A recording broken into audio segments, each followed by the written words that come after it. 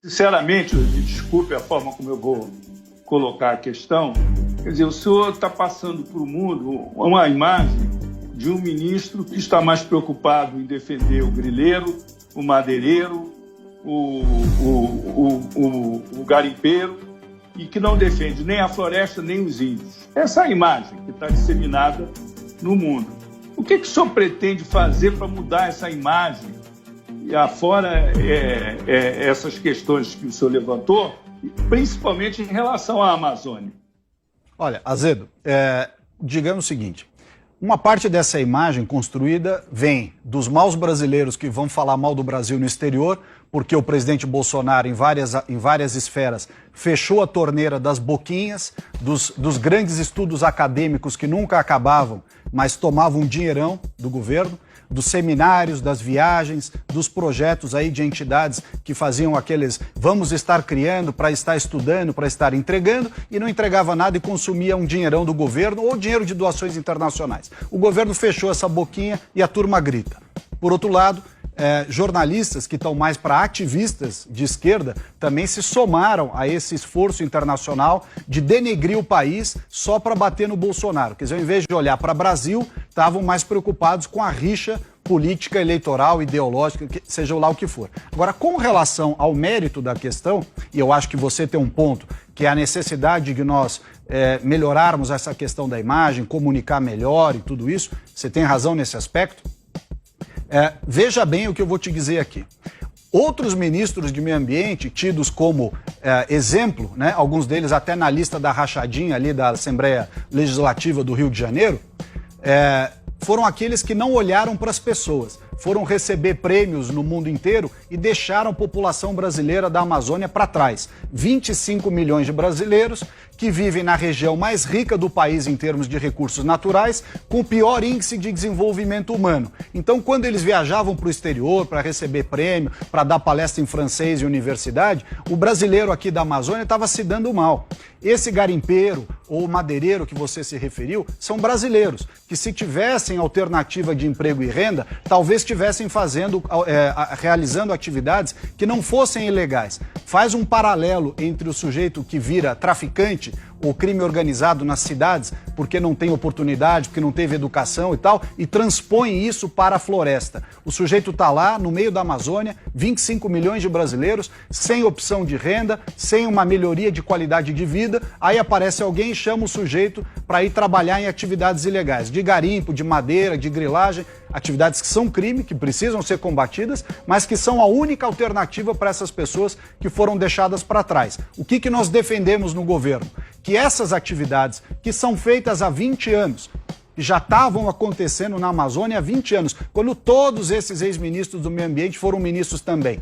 Eles não se preocuparam em regulamentar as coisas, em colocar uma regra ambientalmente correta, né? E quando você finge que um problema não existe, o problema só cresce. Esse problema foi se avolumando, os brasileiros lá da Amazônia continuaram tendo a terra cheia de recursos naturais, querendo minerar e ninguém deixando. Aliás, os indígenas, anteontem nós estivemos lá na terra Munduruku, lá no Pará, e são os próprios indígenas que garimpam.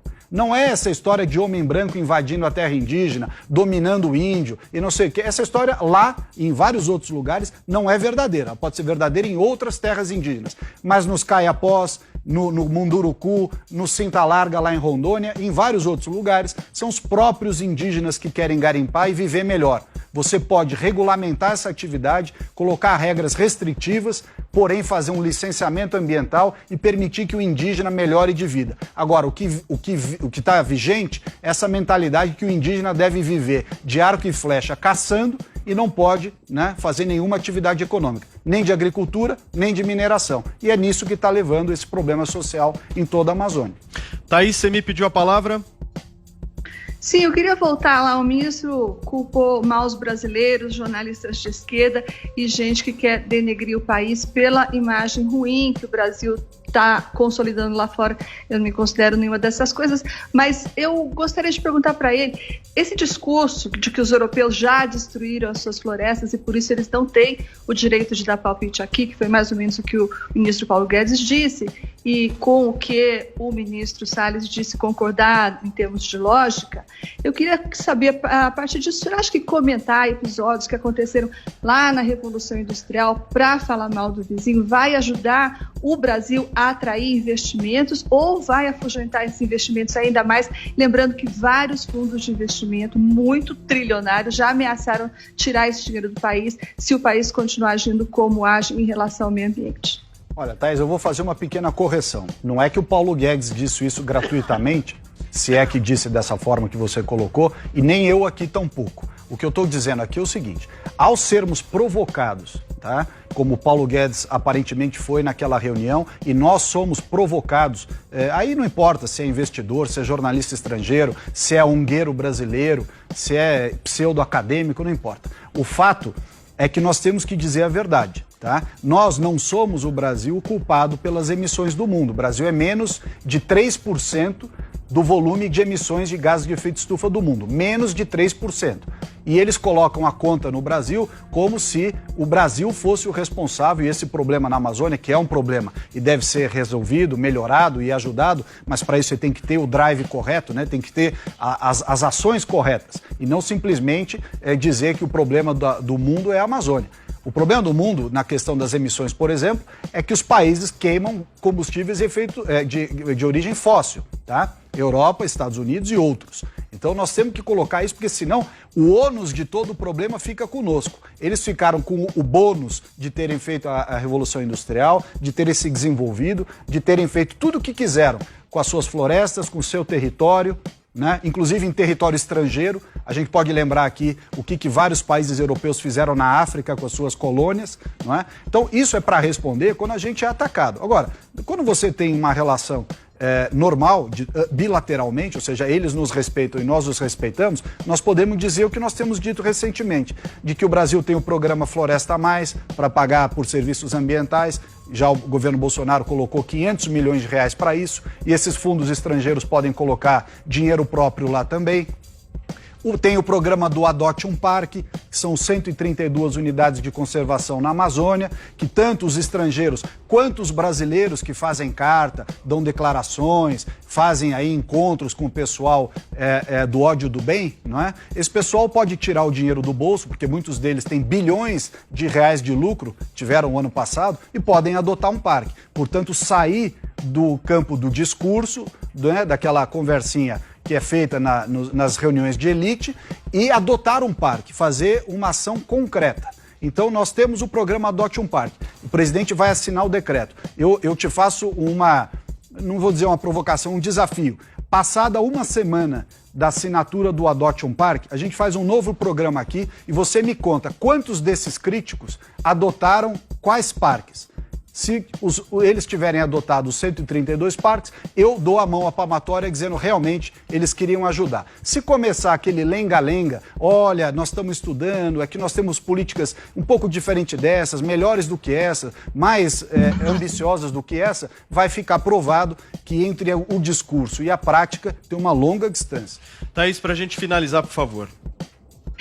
Só que talvez, ministro, o senhor considera muito provável que talvez esses investidores não possam nem aderir a essa política do Adote um Parque, porque, como o senhor sabe, existem muitas regras de compliance e a famosa sigla ESG, que significa aquelas práticas ambientais, sociais e de gestão que estão em toda a mesa de reunião. Então, como o senhor bem sabe, várias das empresas que adotam essa política não podem investir em países que não obedecem a essas regras.